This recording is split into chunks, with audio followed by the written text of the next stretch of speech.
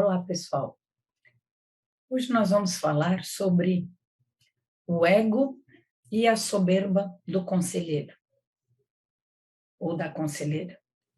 Será que o ego e a soberba podem influenciar de alguma forma esse aconselhamento cristão? O que vocês acham? O ego, a soberba, aquela pessoa que se sente superior às outras, que sabe tudo. Será que pode ajudar uma pessoa que está necessitada, buscando ajuda? Então, vamos ver o que o autor tem a nos dizer a respeito deste assunto.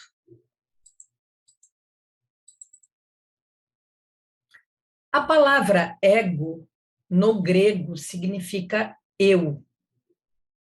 Assim, uma pessoa egoísta é aquela que está voltada para si mesmo.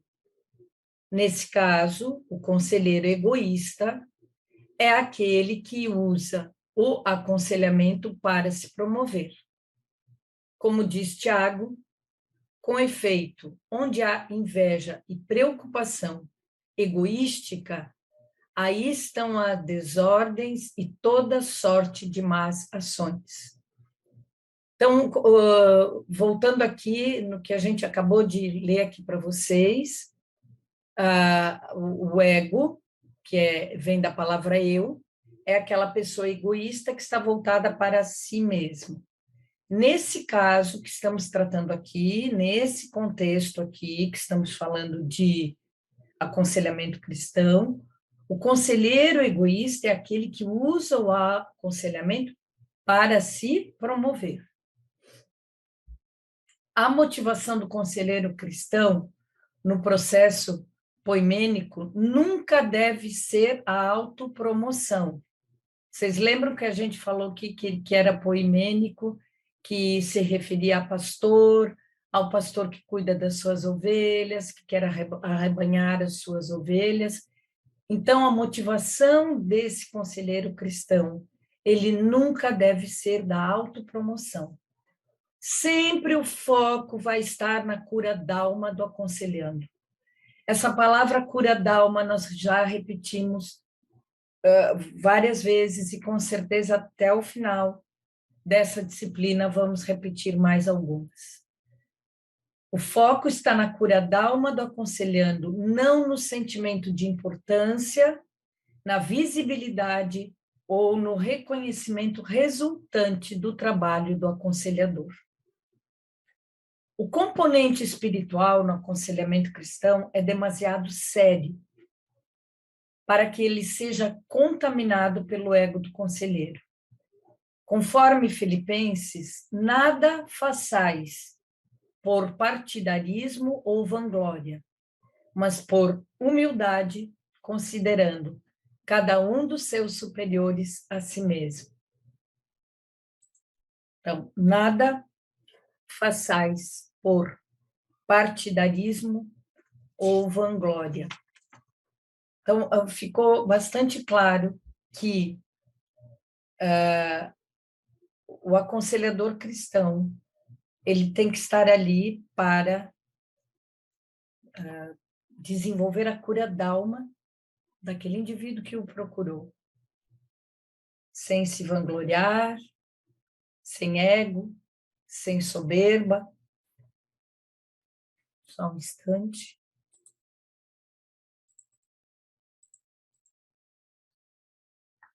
E aí está só uma imagem, só para ilustrar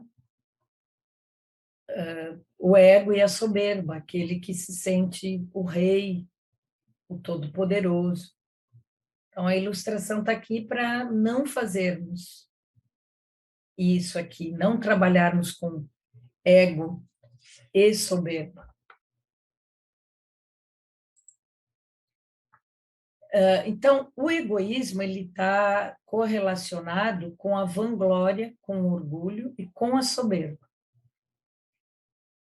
Esse é outro perigo que rodeia o aconselhamento. Por isso o aconselhador ele precisa resistir à tentação de querer dar todas as respostas prontas ao aconselhando, como se o conselheiro soubesse como resolver ou se fosse o único capaz de resolver a situação do outro.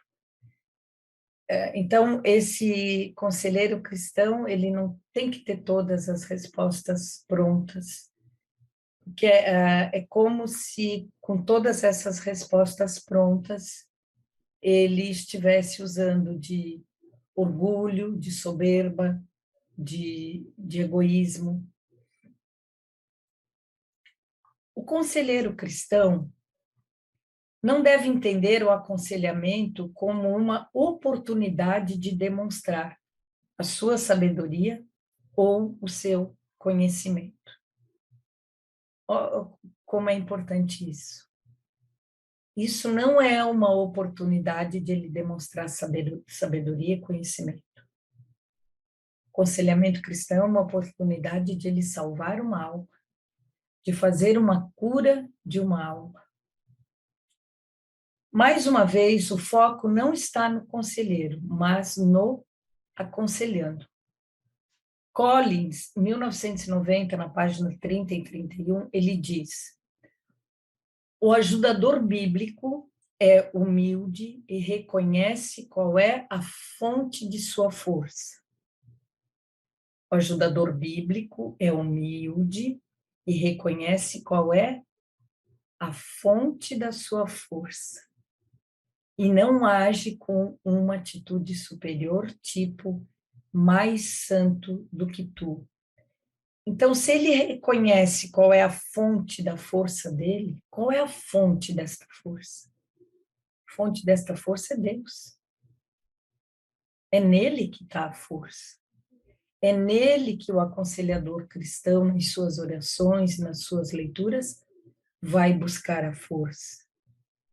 Então, ele não pode ter ego e soberba, visto que a força não está nele.